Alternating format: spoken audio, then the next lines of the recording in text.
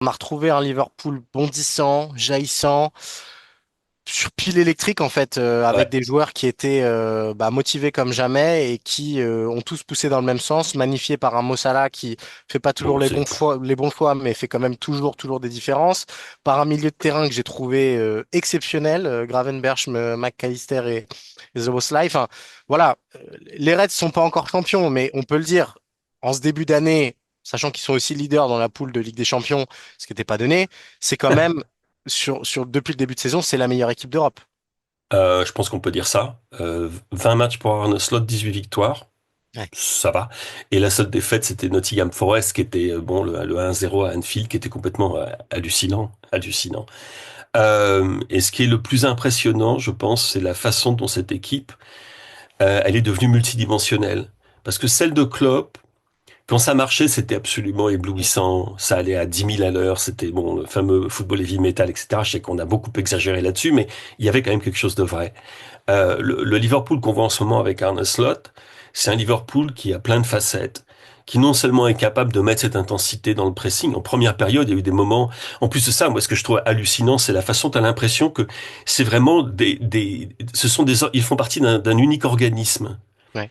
C'est comme voir des fourmis qui sont en train de, tu vois, d'amener les feuilles dans la fourmilière, tout bien rangé. Il y a rien qui dépasse. Tu voyais la façon dont ça pressait. Tu avais l'impression que, en fait, oui, mais d'ailleurs, en fait, c'est exactement ce qui se passe. C'est que le mouvement de l'un déclenche le mouvement de l'autre, qui déclenche le mouvement de l'autre. C'est tout simplement une équipe qui répète super bien ses performances et qui, en plus de ça, physiquement, a les Ouais. capacités, qui a des joueurs qui, au niveau de la personnalité, sont capables de cette incroyable solidarité et sens du sacrifice.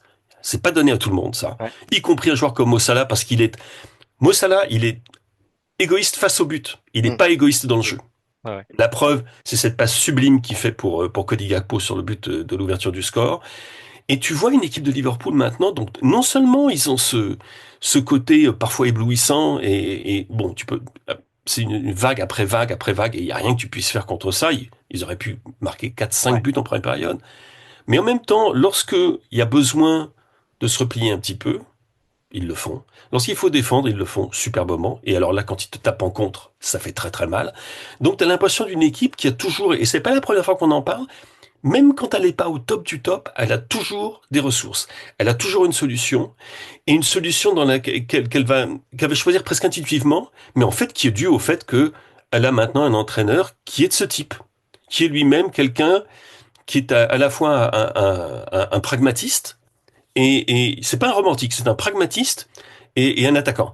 Mais il sait très bien quand il faut passer d'une vitesse à l'autre, Ouais. quand il faut baisser un peu l'ampli. Et ça, il arrive à le transmettre à ses joueurs, et sur le terrain d'entraînement, et sur le terrain tout court. Et les blessures semblent pas avoir trop d'impact, J'allais y venir, ouais. Ouais. parce que quand même, Diogo Jota, qui est pas n'importe qui, n'est pas là. Tu as des joueurs qui reviennent tout juste, un Kansa revient tout juste, Elliott revient tout juste.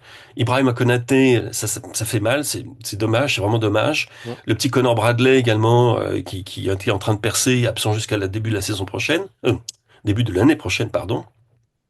Donc t'as des petits problèmes. Et en plus de ça, tu as ce qui devrait être un problème dans une équipe comme celle-là, qui est le fait que Trent Alexander-Arnold, Virgil van Dijk et Mohamed Salah sont tous en fin de contrat. Et qu'à Ouais. partir du mois de janvier, ils peuvent parler directement à d'autres clubs. Est-ce que tu vois un impact dans le niveau de performance? Non. Van Et d'autant, Dijk, ouais. c'est incroyable.